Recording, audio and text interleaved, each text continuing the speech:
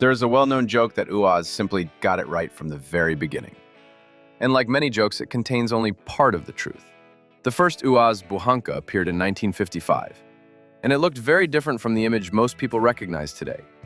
It was developed by the military, for the military, and at the time its creators could hardly imagine that nearly 70 years later, their children and grandchildren would still be able to buy this vehicle brand new from a dealership. Over those decades, wars began and ended. Countries collapsed and new ones emerged. Political systems changed. Yet the Bukhanka remained in service and on the factory assembly line, and it shows no intention of retiring. Some people hate it and criticize it relentlessly.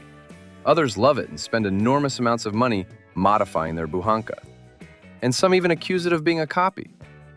Today, this is the most complete history of the Bukhanka, a vehicle that holds a record for the longest continuous production run in automotive history. In the 1950s, relations between the former allies of the Second World War began to deteriorate rapidly. On both sides of the Iron Curtain, talk of a new war became increasingly common, a large one, and, as it seemed at the time, an inevitable one, which meant military equipment was needed, a lot of it, including medical transport. That was exactly what the future vehicle, later nicknamed the Bukhanka, was intended to be, according to a Soviet government directive issued in 1954. The Ulyanovsk automobile plant, which had only just mastered production of the UAZ 69, was tasked with developing a family of cab-over vehicles based on it, in medical and command versions.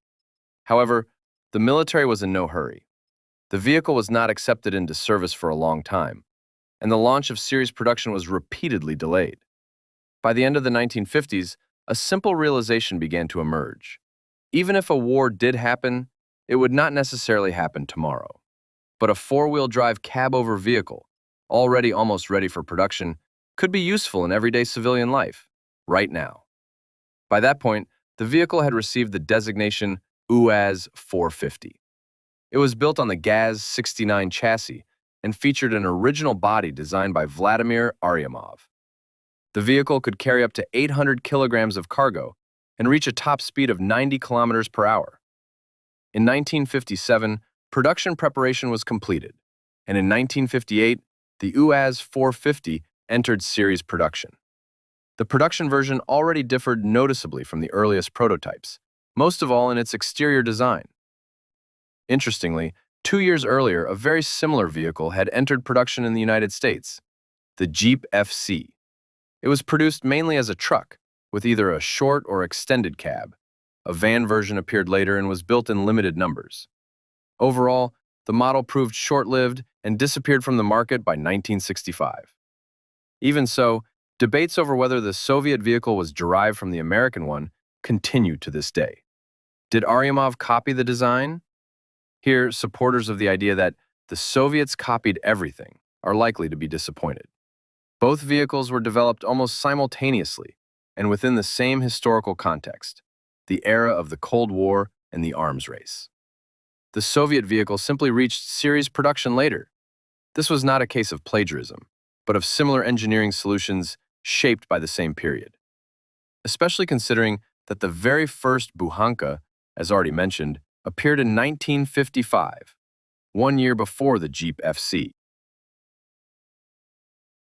From 1958 to 1965, the Bukhanka, under the designation UAZ 450, was produced with virtually no major changes. The frame, the 3-speed manual transmission, and the gasoline engine with a displacement of 2.1 liters, producing 52 horsepower, were all carried over directly from the UAZ 69. 3 main production variants were offered: a medical van, a cargo van, and a truck with a wooden bed. Experimental passenger versions also existed, but they never made it to the assembly line. It is important to note that despite the project's military origins, all production Bukhankas of this period were strictly civilian vehicles. The military ultimately showed no interest in adopting the vehicle. By the mid-1960s, it became clear that the potential of the design was far from exhausted. However, its close technical relationship with a military Jeep was beginning to limit further development. As a result, the vehicle was slated for a serious redesign. The curved, welded frame was phased out and replaced with an original straight frame made from channel section steel. Lever-type shock absorbers gave way to telescopic units. Most importantly, the powertrain was replaced. Under the hood now sat an engine from the GAZ-21 Volga, an overhead valve gasoline engine with a displacement of 2.5 liters and an output of 70 horsepower, paired with a 4-speed manual transmission. Alongside these mechanical changes, the vehicle also received an updated exterior design. In 1965, the Bukhanka acquired the appearance that remains instantly recognizable today. The truck was the first to receive the new body, and a year later, the updates reached the rest of the lineup: the van, the medical version UAZ 452A, and, for the first time, a 10-seat minibus. The unofficial names associated with the vehicle also deserve special mention. Officially, the vehicles were identified only by their designations, but nicknames appeared almost immediately and stuck. The truck became known as the Golovastik. The medical version was commonly referred to as the Tabletka, and the entire family as a whole became known as the Buhanka, a reference to the distinctive body shape, which strikingly resembled a loaf of bread. The new version of the Buhanka quickly attracted the attention of the military. Vehicles began to be ordered in large numbers and in a wide range of configurations. This is how the Buhanka ultimately became a full-fledged workhorse of the Army. And as is often the case, the military is extremely reluctant to allocate resources for modernizing equipment, especially auxiliary vehicles, as opposed to strategic systems like armored vehicles or tanks. The Buhanka clearly fell into that auxiliary category.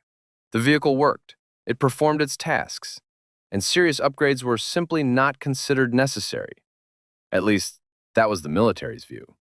As a result, throughout the 1970s, production Buhankas saw almost no meaningful modernization. Designers did develop various proposals for further evolution of the model, but all of them were ultimately rejected. The first noticeable modernization of the Buhanka did not begin until 1985. Engine output was increased to 90 horsepower, a dual-circuit braking system with a vacuum booster was introduced, and the axles were upgraded with different gear ratios. These updates were not particularly radical, especially for a vehicle whose basic design was already approaching 35 years of age. The engineers themselves were well aware of this. However, major investments into modernizing the old Buhanka were never planned. By that point, the factory was already developing a new model that was intended to replace it on the assembly line. The UAZ 3972, known internally as Project Vagon, was a deeply modernized version of the Buhanka. The vehicle retained its existing mechanical base, but received a completely new body, which, by the standards of 1990, looked noticeably more modern than the old one. In most respects, the project surpassed the production Buhanka, and its readiness for mass production was high. However, a lack of funding, the collapse of the country, and the economic crisis that followed pushed the Ulyanovsk automobile plant to the brink of survival. The main customer, the military, remained fully satisfied with the old Bukhanka, making the launch of a new model impossible. As a result, Project Vagon was canceled. It was largely thanks to government orders that the factory managed to survive the crisis years of the 1990s. The Bukhanka remained a simple, inexpensive, and capable vehicle with widely available spare parts. Private buyers, by contrast, were far more reserved, due to poor build quality, subpar paintwork, and the lack of passive safety, especially against the backdrop of mass imports of used vehicles from Japan. Government agencies, however, had little choice. The Army, police, forestry services, and geological organizations remained the main customers, providing the plant with steady, if limited, production volumes. In 1997, the Bukhanka received a new engine with a displacement of 2.9 liters and an output of 98 horsepower. These updates were once again seen as a temporary measure. Already in 1999, the UAZ 3165, known as Simba, was introduced, featuring a semi-hooded layout, improved passive safety, and a more comfortable cabin. The project was conceived as a universal platform, but it required substantial investment in production. That investment never came. Simba could not compete with the Bukhanka on price, and the military, as before, saw no reason to abandon a proven vehicle. Meanwhile, the classic Buhanka continued to be produced throughout all of this time, and even after 2005, there were no plans to remove it from production. First of all, despite its clearly archaic design, demand for it remained stable. The same customers as before: the army, state agencies, and remote regions with poor roads, or no roads at all. In purely economic terms, the Buhanka had virtually no real alternatives. The vehicle remained inexpensive, and its production had long since reached a break-even point.